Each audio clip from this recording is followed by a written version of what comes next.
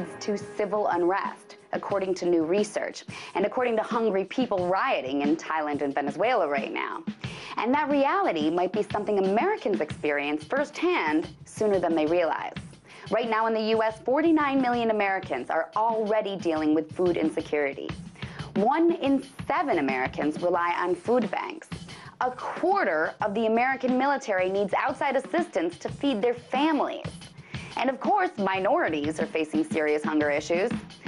This is happening in a country with a Walmart on every corner that's stocked to the brim with cheap carbs.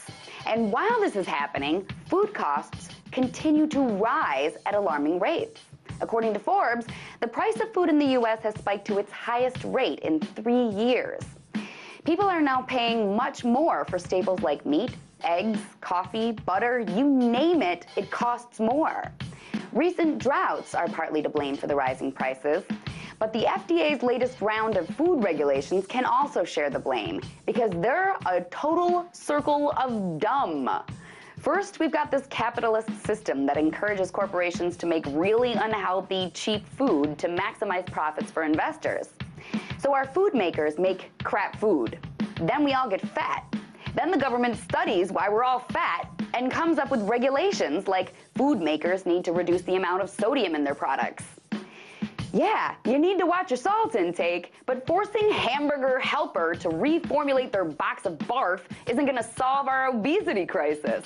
It's just going to drive up the cost of Hamburger Helper, as it offsets the cost of complying with regulations. And in turn, Hamburger Helper is going to contain even crappier ingredients. And thus, the circle of regulatory dumb is completed.